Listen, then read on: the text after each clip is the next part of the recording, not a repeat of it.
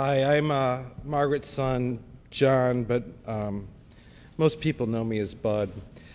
She did not want anybody to shed any tears at this event, but I'm her son, and I've always been her baby, and I've always been her crybaby.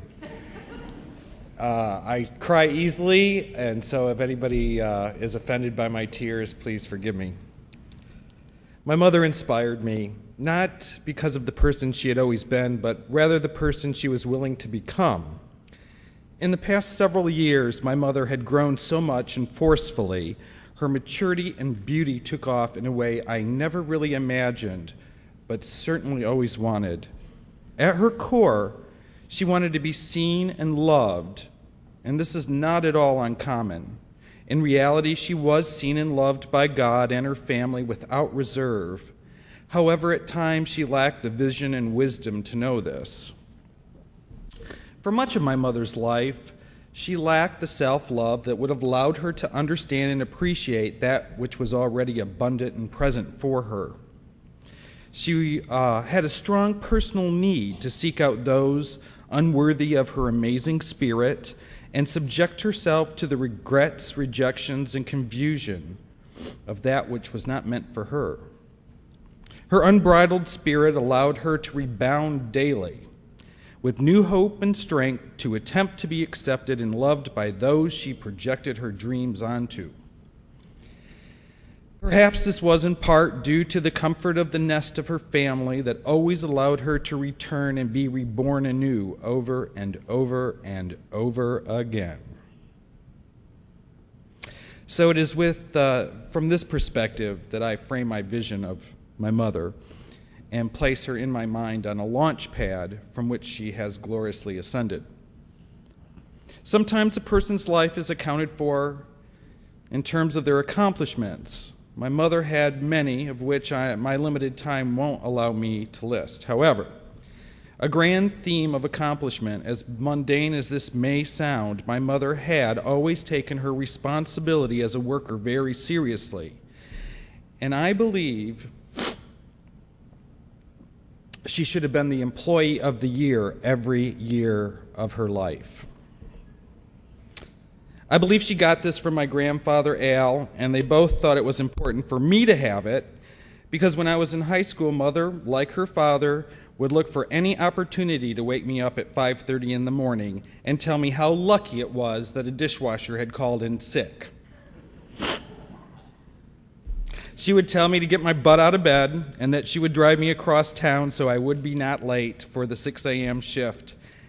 And then she went to work for her own 12-hour workday. She did this in nearly endless succession for most of her life. Sometimes the life is measured in how much other people love this person. And in reading passages from my mother's diary, a theme of unrequited desire to be loved and accepted was always present. In the past and in her darker hours, she wrote phrases such as, "I just wanted to matter," and "I know I deserve someone to love me as much as I love them," as she focused on writing about people who did not deserve her bounty of affection. But that's my opinion, not hers. Still,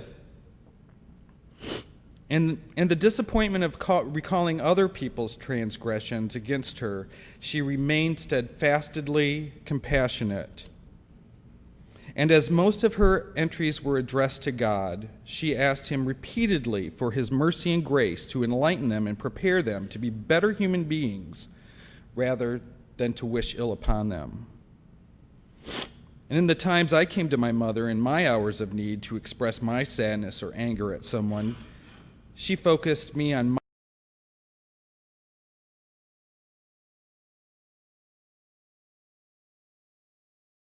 my healing, my strength, and her faith in me, rather than indulge the feelings of my spite. I thank her for that. And though I have not mastered this trait, I will let my mother's ability to forgive always inform my anger and disappointment towards others, because it will allow me to grow in love regardless of those who are hurtful and selfish. And all those things are important, but it is my intention here to honor my mother's life for what she was grateful for. Here's a very brief list of her gratitudes, which I know she would want you to hear. She was grateful for family, whom she loved boundlessly with laughter and compassion. She was grateful for the serenity of her hard-won sobriety, and she did not waste her second chances to atone and redeem and give to others as she has received. In another passage in her diary on self-acceptance, she wrote, "Now I am able to accept myself as imperfect and work on aspects of myself that I am still disappointed with." A theme that was never far from her heart is being able to stop hiding her feelings of shame and love herself as those who truly loved her did. On true love and friendship, she wrote, in another transformative moment, she expressed the joy of being able to love another person without feeling dependent or burdened, and said, "I am grateful that I have friends that understand me," quelling her sense of isolation and loneliness. Finally, my mother was able to cut away the underbrush and tinder that threatened her safety and tend to the tree of her life, so that the branches of her life could blossom and bear witness to the fruit of her love. She wrote in gratitude as this process began in earnest in 1991, "I am grateful, God, that the inside me is catching up with the outside me." And from my perspective, the inside Margaret left the outside Margaret in dust for the final 2 years of her journey on earth, as anyone who knew her could testify. And at last, I would like to thank my mother